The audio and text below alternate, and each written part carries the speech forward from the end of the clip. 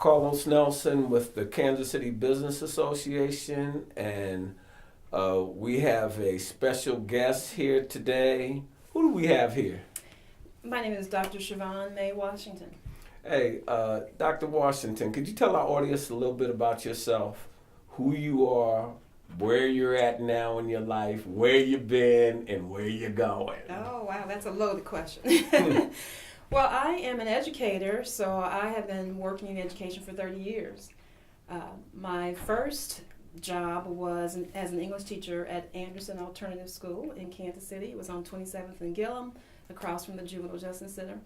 And after that position, I moved to Lincoln College Preparatory, and I was an English teacher there for about maybe 13 years or so, and I was the department chair of English, the International Baccalaureate director of that program. What is that about, the International Laureate?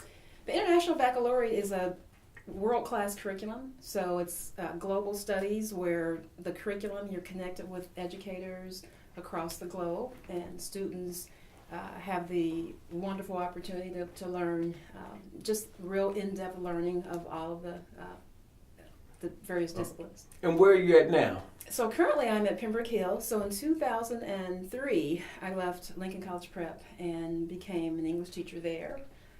After a couple of years, I became the department chair of English at Lincoln, and I'm currently the assistant principal of faculty development at Pembroke. Pembroke. All right. Tell our audience a little bit about your background. You're educated. Where did you go to school at? Get your degrees. Okay, per so se. I want to start with my elementary education because Excellent. I'm proud of my entire journey. So I began at St. Joseph's School, which was on 16th and Passale. Homegrown. And then from there, my high school career studies was at Loretto in Kansas City. It's on 124th and Warnell. And Loretto, I thought it was, but you went there. When I first came here from New York in '78, that was really high powered. yes, Probably still is. Well, it actually closed in 1984. I was the final graduating class of Loretto. All right. After there, I went to University of Iowa, came back to University of Missouri, Kansas City, UMKC. I received my bachelor's degree in English from UMKC. My first master's degree was also from UMKC, curriculum and instruction in English. And then my second master's degree was from Park University, education administration, and my doctorate is from Baker University.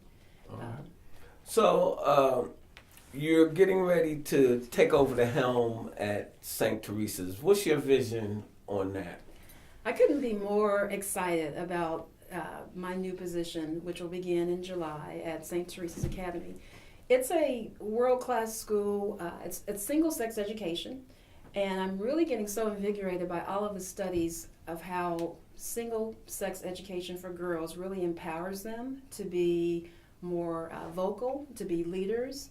There's lots of educational studies that really suggest that when girls learn in single-sex environments, they are more willing to be political, assertive, and especially in science, the studies show that they become, very just powerhouses in the science. All right.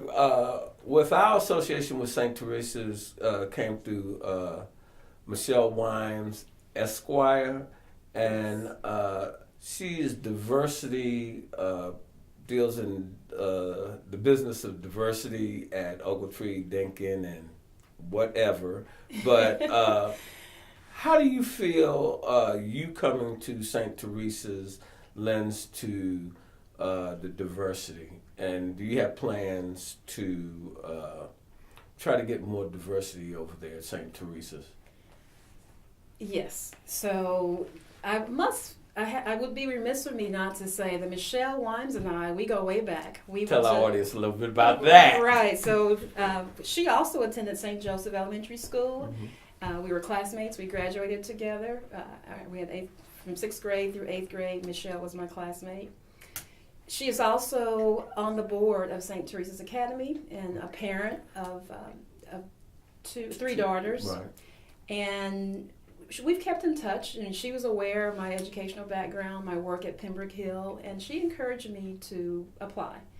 And I know she absolutely is a huge proponent of diversity and inclusion, and I'm happy that the board, selected me, and I want to bring my strengths and also partner with Michelle's strengths to increase diversity and inclusion for St. Teresa's Academy, because representation is important for everyone, not just for the students of color, but for all students. And what would you have to say to you and Michelle go back elementary? Yes, we do. What would you have to say to any youngsters that's looking at this on your road to success, just like her road to success, that you can make it as women? What would you have to say to them? I would say Michelle is a high-powered, successful woman in our community. I believe that I also have some strengths in that area. And the key to our success, we both believe education is the key. And we've spent years of study, in the classroom and networking with people. How does mentorship go with that? My success, and I'm sure Michelle's success, it's not through our own doing. So we had, we had the support of our families, we had the support of teachers and other mentors in the career field. How important, with you being in a role of administrator, how important is it for you to have your constituents behind you? When I do sports interviews, I'm always asking the coaches and the players, how important is it to have your student body and the administration behind you? It's very important. And so administrators, we work really hard to build those relationships. And we know it's not always going to be a happy, positive, relationship. But the thing about it is with conflicts you can grow. So it's important in moments of crises. I really believe that conflicts are gifts. And it's an opportunity for us to reach understanding and to reach consensus. And so, certainly as administrators, we want to work with the community. We want to work with the families. And only through hearing what's on each other's minds can you have progress. That dialogue, right. Absolutely. In parting, would you have anything that you would like to let your audience know and your constituency? I would just want the audience to know that I'm so excited to be joining the family of St. Teresa's. The charism of St. Teresa's is love thy dear neighbor in the community in which we live. And you can be looking for me more in the community, as well as the stars of St. Teresa's. We are going to be more visible and do good work for the local community and also the greater nation. It was a pleasure having you on the show. Remember, this is the Kansas City Business Association, and when you invest in your community, you're really just investing in yourself. Thank you. Thank you. This program is brought to you by the Kansas City Business Association.